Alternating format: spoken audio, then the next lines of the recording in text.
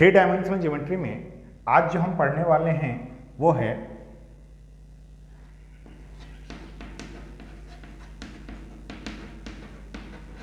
Directional cosine के बारे में। डायरेक्शनल कोसाइन हिंदी में इसे दिक्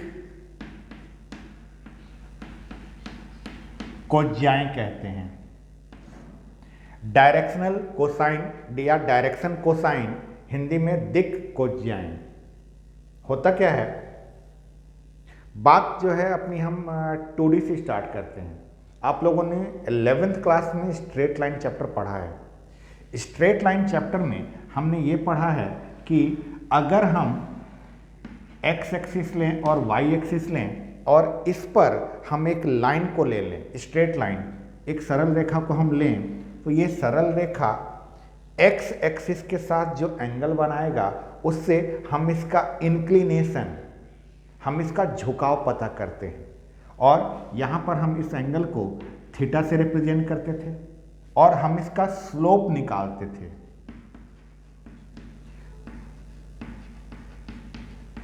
हम इसकी प्रवणता ज्ञात करते थे।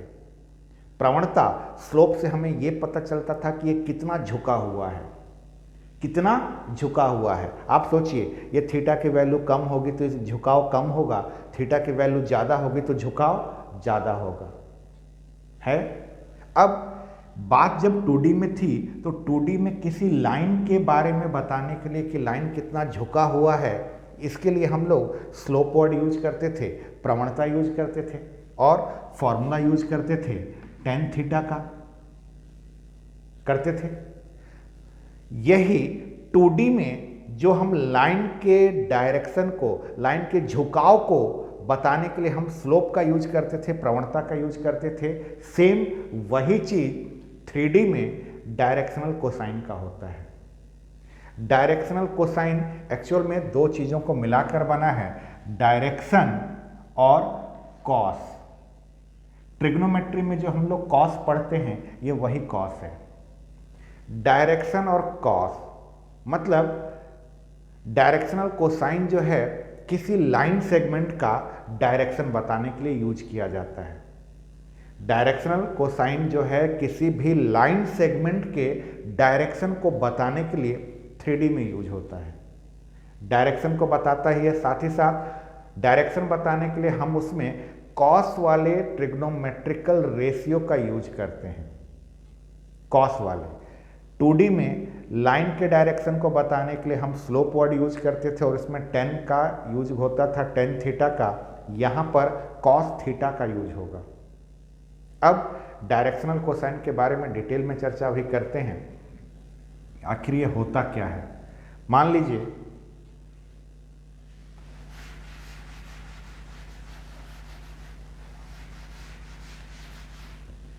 इस फिगर से तो आप अच्छी तरह से परिचित हैं। इस फिगर में ये वाला जो पॉइंट है, ये पॉइंट हमारा P है और इस पॉइंट P के जो कोऑर्डिनेट्स हैं वो x1, y1, z1 है। मान लीजिए कि ये पॉइंट P जो है, इस पॉइंट P का जो निर्देशांक है वो निर्देशांक x1, y1 और z1 है। ठीक, ये डायग्राम में हम इस पॉइंट P तक कैसे पहुंचे थे वो आपको पता होगा। जल्दी से रिवीजन देख लीजिए।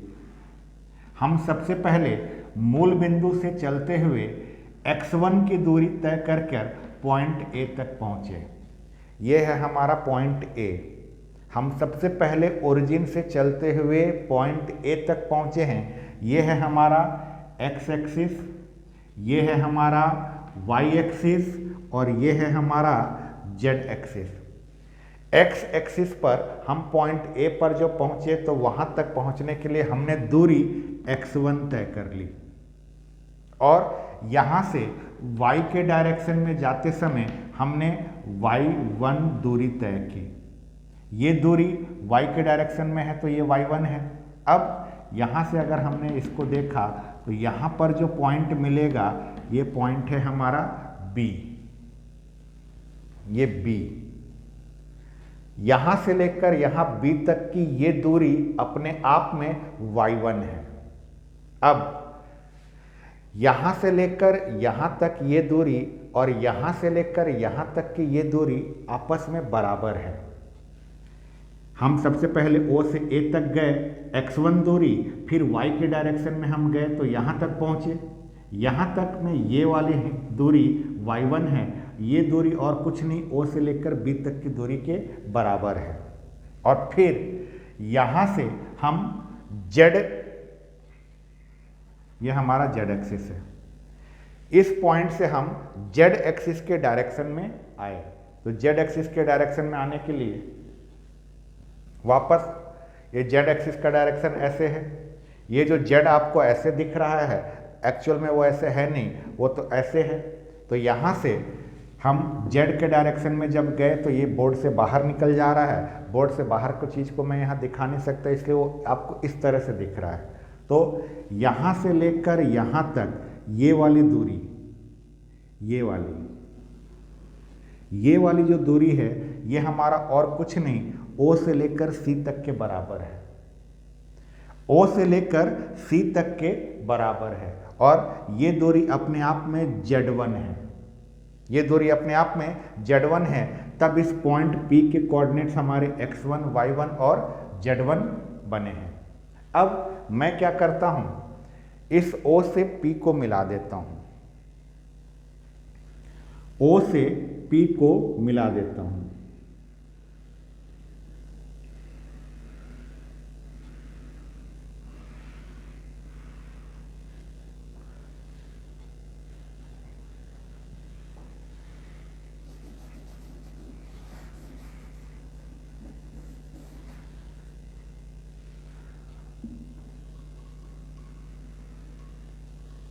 ये पॉइंट हमारा P था,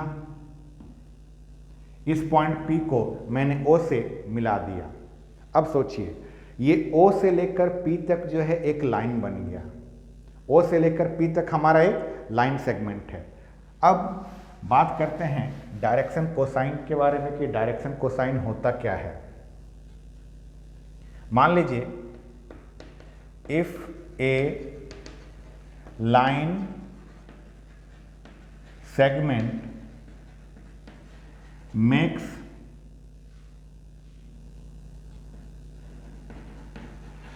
angle alpha, beta and gamma. If a line segment makes angle alpha, beta and gamma with coordinate axis x, y and z, then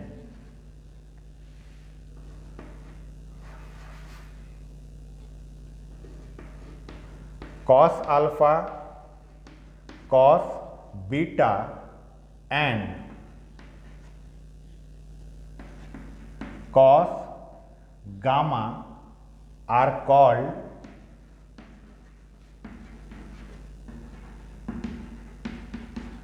direction cosine of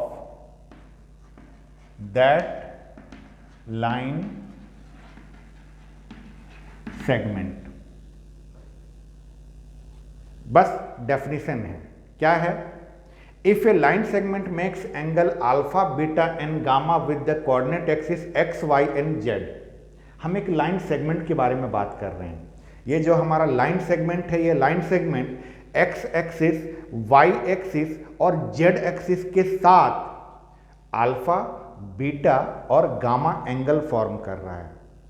x axis के साथ वो line alpha angle बना रहा है, Y axis के साथ वही line beta angle बना रहा है और वही लाइन जेड एक्सिस के साथ गामा एंगल बना रहा है।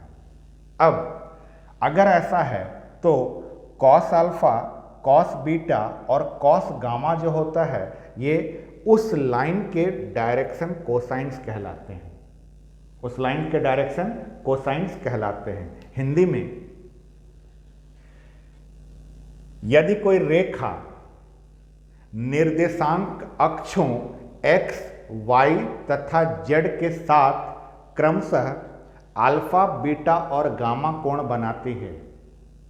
यदि कोई रेखा निर्देशांक अक्षों x, y तथा z के साथ अल्फा, बीटा और गामा कोण बनाती है तो कॉस अल्फा, कॉस बीटा और कॉस गामा उस रेखा की दिक् कोज्याएं कहलाती हैं। उस रेखा की दिक् कोज्याएं कहलाती हैं। इसी में आगे direction cosine is represented by DC। Short form है, डायरेक्शनल कोसाइन को शॉर्ट फॉर्म में हम DC बोलते हैं। And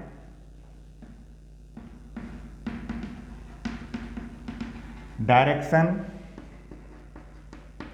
cosine is also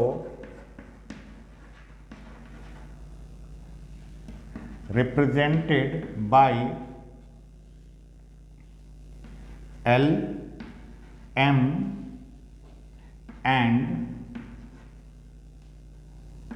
N। Direction cosine is also represented by L, M and N। L, M और N जो है small वाले लेटर्स हैं। अब आइए, ये L जो होता है ये कॉस अल्फा के लिए यूज होता है, m जो है कॉस बीटा के लिए यूज होता है और n जो है कॉस गामा के लिए यूज होता है। अब आते हैं, समझते हैं कि आखिर ये डायरेक्शन कोसाइन होता क्या है। ये तो डेफिनेशन है, इसका भावार्थ क्या है। पहले इसको 2D में समझते हैं। मान लीजिए हमारे पास ये x एक्सिस है, ये हमारा y एक्सिस है और यहाँ पर हमने एक लाइन सेगमेंट ले लिया। ये लाइन सेगमेंट एक रेखा ले लिया हमने। ये रेखा x एक्सिस के साथ कुछ एंगल बना रहा है और यही वाला लाइन y एक्सिस के साथ भी कोई एंगल बना रहा है। ये लाइन x एक्सिस के साथ जो एंगल बना रहा है इसे हमने अल्फा नाम दिया और ये लाइन y एक्सिस के साथ जो एंगल बनाया है इसे नाम हमने बीटा दिया है। अब जब हम 3D में लेकर जाएंगे तो हमारे पास एक z एक्सिस आता है, हमारे पास एक z एक्सिस आएगा। अब z एक्सिस को आप यहाँ पर ऐसे ना देखकर आप इसको ऐसे देखिए, क्या है, इस लाइन का x एक्सिस के साथ बनने वाला एंगल आपको नजर आ रहा है। इसी लाइन का y एक्सिस के साथ बनने वाला एंगल भी आपको नज़र आ रहा है। लेकिन अगर मैं यहाँ पर z एक्सिस खींचूंगा तो आपको इस लाइन का z एक्सिस के साथ जो एंगल बनेगा वो शायद नज़र ना आए। इसलिए अब ये हमारा z एक्सिस है, ये हमारा z अक्ष है। अब देखिए ये लाइन जो है इस z एक्सिस के साथ जो एंगल बना रहा है, मेरे इस हाथ की उंगली पर ध्यान दीजिएगा, ये लाइन जो है इस z एक्सिस के साथ जो एंगल बना रहा है उसको यहाँ से लेकर यहाँ तक ऐसे नापेंगे और ये हमारा एंगल गामा है। अब एक लाइन जो है x एक्सिस, y एक्सिस और z एक्सिस के साथ अगर बनाने वाला एंगल अल्फा, बीटा और गामा हो तो कॉस अल्फा, कॉस बीटा और कॉस गामा जो होते हैं उस लाइन के डायरेक्शन कोसाइन्स कहलाते हैं, दिक् कोज्याएं कहलाती हैं। ये तो बात हो गई कि डायरेक्शन कोसाइन होता क्या है। अब इस डायरेक्शन कोसाइन के बारे में हम कुछ और बातें जानते हैं। ये जो लाइन सेगमेंट आप यहाँ पर देख रहे हैं, यही लाइन सेगमेंट हमने ये OP बनाया है। ये OP और कुछ नहीं, हमारा वो लाइन सेगमेंट है जिस लाइन के बारे में हम बात कर रहे थे। अब ये लाइन सेगमेंट x एक्सिस के साथ जो एंगल बना रहा है उस एंगल को हमने अल्फा बोला, तो ये है हमारा अल्फा। x एक्सिस हमारा ये है, तो इस लाइन का x एक्सिस के साथ एंगल अल्फा यहां पर है। ठीक, अच्छा, बीटा और गामा पर हम बाद में आते हैं, चर्चा हम अल्फा पे करते हैं। अब हमने वेक्टर चैप्टर में प्रोजेक्शन पढ़ा था। वेक्टर चैप्टर में हमने प्रोजेक्शन ऑफ वेक्टर पढ़ा हुआ है। सदिश चैप्टर में हमने प्रक्षेप पढ़ा है। प्रक्षेप पढ़ते समय हमने क्या पढ़ा था?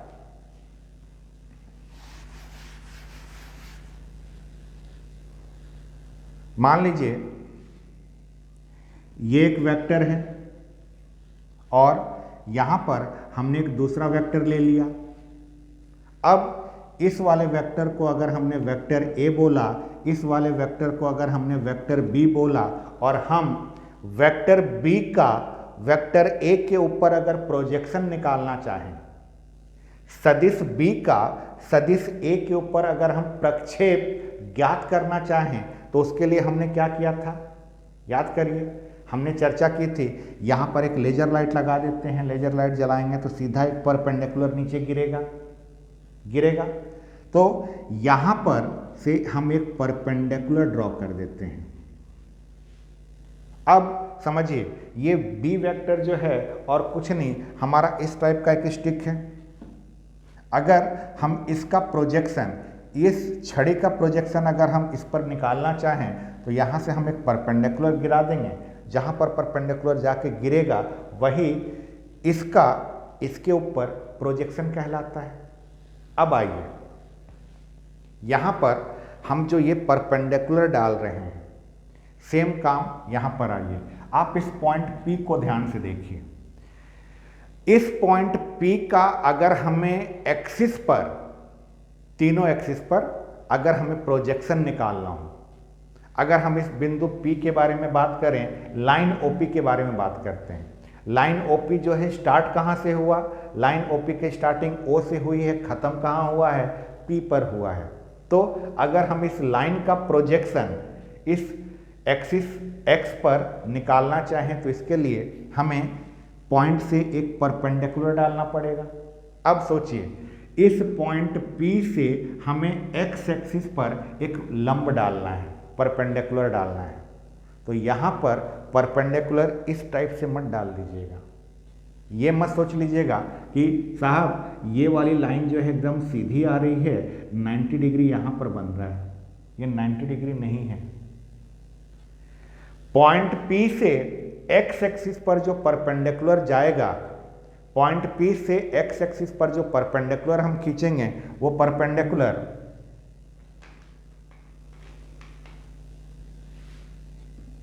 ये होगा।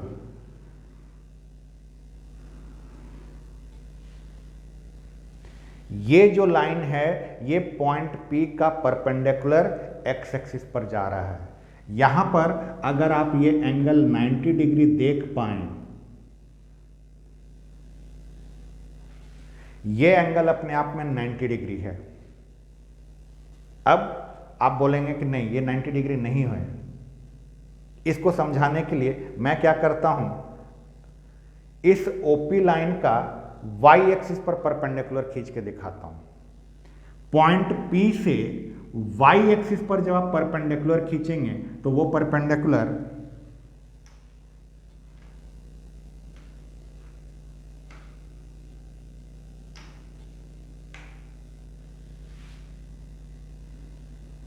ये होगा।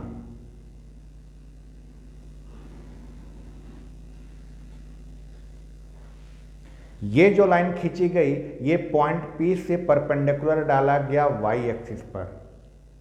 पिछले क्लास में भी हमने इसके बारे में चर्चा किया था कि ये लाइन जो है ये Y पर परपेंडिकुलर है, यानी यहां पर एंगल जो है 90 डिग्री का है। क्या आप इसे समझ पा रहे हैं?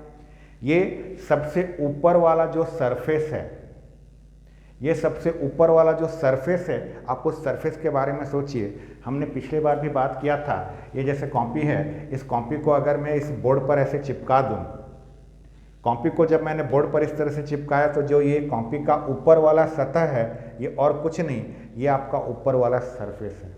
और ये जो है BP वाली जो लाइन दिख रही है, वो इसी सरफेस पर एक लाइन खींचा हुआ है। अब ये पूरा का पूरा सतह, ये पूरा का पूरा सरफेस जो है इस बोर्ड पर परपेंडिकुलर है। तो इस पर मैं जो भी लाइन खींचूंगा, वो बोर्ड के साथ 90 डिग्री का एंगल बनाएगा। तो ये P से B तक जो लाइन खींची गई है, वो यहाँ पर y एक्सिस के साथ परपेंडिकुलर है, क्योंकि y जो है हमारा ऐसे वर्टिकली अपवर्ड्स डायरेक्शन में है, और यहाँ पर जब ये चिपक रहा है तो इसका इस y के साथ एंगल 90 डिग्री बनता है।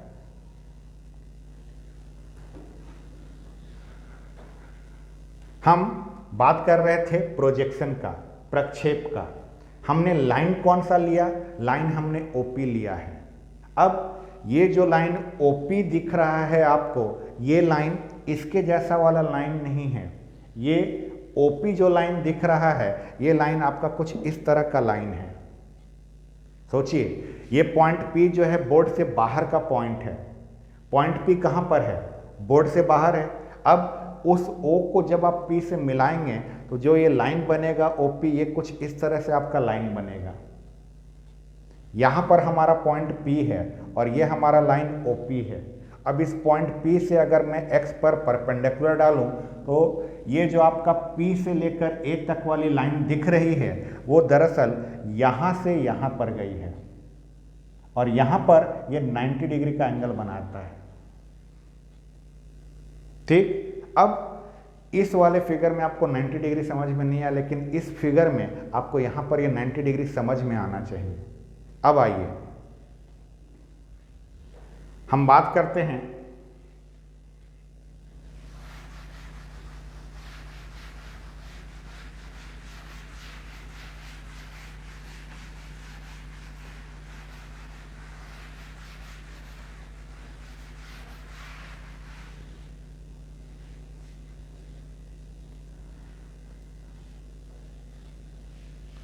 करते हैं प्रोजेक्शन का।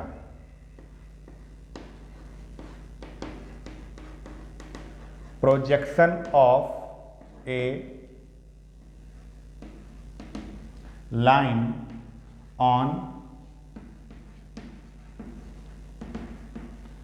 Coordinate axis. Projection of a line on coordinate axis in 3 dimensional geometry. त्रिविमीय ज्यामिति में किसी रेखा का निर्देशांक अक्षों पर प्रक्षेप।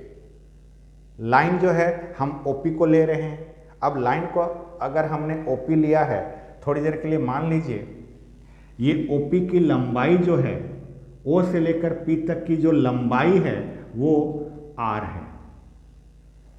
O से लेकर P तक जो लाइन है उसका लंबाई कुछ ना कुछ होगा, उस लंबाई को हमने R मान लिया।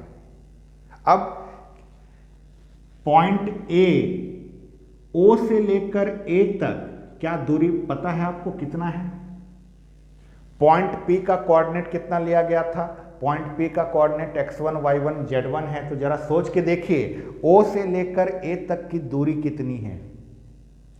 O से लेकर A तक की दूरी x1 है। O से लेकर B तक की दूरी के बारे में सोचिए, तो O से लेकर B तक की दूरी जो है ये y1 है, और O से लेकर C तक की दूरी ये हमारा z1 है। अब जरा ट्रायंगल OAP को ध्यान से देखिए। OAP क्या एक राइट एंगल ट्रायंगल है? OAP क्या एक समकोण त्रिभुज है? बिल्कुल है। जहां पर यहां पर एंगल A पर 90 डिग्री बना है। जरा इस ट्रायंगल को हम अगर अलग से बनाएं,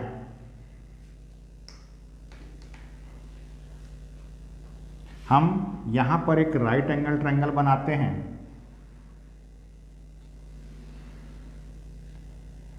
एंगल A पर हमारा 90 डिग्री है, यहां पर O है, यहां पर P है। अब ध्यान से देखिए, O से लेकर A, O से लेकर ये दूरी हमारी x1 है। O से लेकर P, O से लेकर P ये हमारी दूरी R है। और यहाँ पर OP का OA से जो एंगल बना है, OP का OA से जो एंगल बना है, ये एंगल अल्फा है। तो अगर हम ट्रायंगल OAP में बात करें, इन ट्रायंगल OAP, त्रिभुज OAP में अगर हम यहाँ से कॉस अल्फा की वैल्यू निकालें तो कॉस अल्फा जो होगा बेस अपॉन हाइपोटेन्यूस होता है, आधार बटे कर्ण होगा। तो यहाँ पर बेस जो है हमारा OA है और कर्ण जो है हाइपोटेन्यूस जो है वो हमारा OP है। तो यहाँ से कॉस अल्फा की वैल्यू जो आ जाएगी x1 अपॉन r आएगा। ये r को अगर मैं इधर शिफ्ट कर दूं तो यहाँ से x1 की वैल्यू r कॉस अल्फा आती है। इसे हम इक्वेशन 1 नाम दे देते हैं। हमने यहाँ पर क्या रिजल्ट निकाला, x1 is equal to r cos alpha. यहाँ पर लिख लेता हूँ मैं, x1 की वैल्यू हमने निकाली है r कॉस अल्फा। अब आइए, जब हमने डायरेक्शन कोसाइंस के बारे में बात किया था तो डायरेक्शन कोसाइन में हमने पढ़ा था एक लाइन सेगमेंट अगर x एक्सिस, y एक्सिस और z एक्सिस के साथ अल्फा, बीटा और गामा एंगल बना रहा हो तो यहाँ पर जो हमारा लाइन है वो OP है। ये लाइन OP x एक्सिस के साथ अल्फा एंगल बनाया है और यही लाइन OP y एक्सिस के साथ बीटा एंगल बनाया है। तो यहाँ पर बीटा जो होगा वो यहाँ से लेकर यहाँ तक ये एंगल होगा है। अब यहाँ पर आइए, ट्रायंगल OBP को ध्यान से देखिए। OBP, इस ट्रायंगल में क्या है, आपको यहाँ 90 डिग्री दिखा, OBP में यहाँ पर 90 डिग्री है। तो हम यहाँ पर ट्रायंगल OBP बनाते हैं।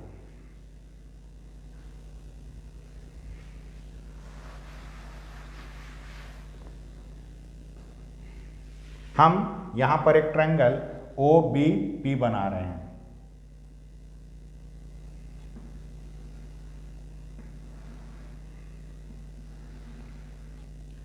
यहाँ पर हमारा O है, यहाँ पर हमारा P है और ये हमारा B है। 90 डिग्री राइट एंगल हमारा B पर है।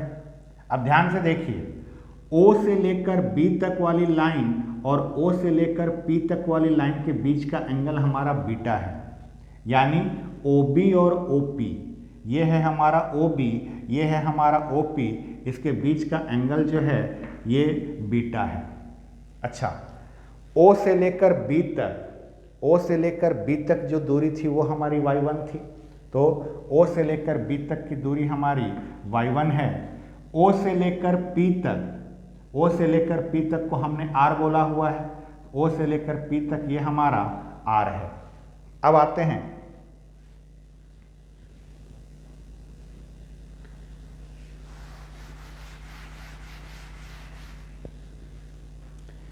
In triangle OBP, in triangle OBP, त्रिभुज OBP में अगर इस ट्रायंगल में हमने कॉस बीटा की वैल्यू निकाली, कॉस बीटा की वैल्यू निकाली, तो यहाँ से ये आएगा OB upon OP। Cos beta OB, OB हमारा y1 है और OP हमारा R है। यहाँ से y1 की वैल्यू आ जाएगी R कॉस बीटा, y1 की वैल्यू R कॉस बीटा। अब एक एक्सिस के साथ हमारा एंगल बचा हुआ है, कौन सा, z एक्सिस के साथ। अब अगर इसी डायग्राम में मैंने z एक्सिस के साथ आपका दिखाया तो डायग्राम में यहाँ पर थोड़ा सा कचड़ा होगा, फिर आपको समझाने में तकलीफ होगा। आप क्या इस चीज़ को अनुभव कर पा रहे हैं कि पॉइंट P से जब x एक्सिस पर परपेंडिकुलर डाला गया, पॉइंट P से जब x एक्सिस पर हमने लंब डाला तो वो P से A तक गया था। पॉइंट P से जब हमने y एक्सिस पर परपेंडिकुलर डाला था तो P से B तक गया था।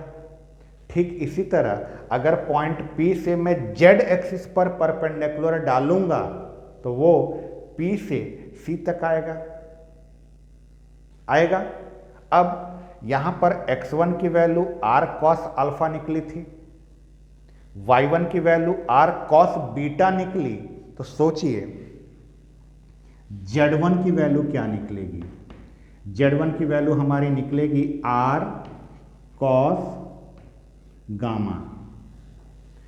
एक्स एक्सिस के साथ अल्फा एंगल बना था, वाई एक्सिस के साथ बीटा एंगल बना था और जेड एक्सिस के साथ गामा एंगल बना है। तो ये रिलेशन को याद रखिएगा, x1 y1 और z1 की जो वैल्यू है ये क्या है, x1 y1 और z1 की value r cos alpha, r cos beta और r cos गामा है। ये चीज आपको याद रखना है, क्या, x1 y1 z1 का वैल्यू।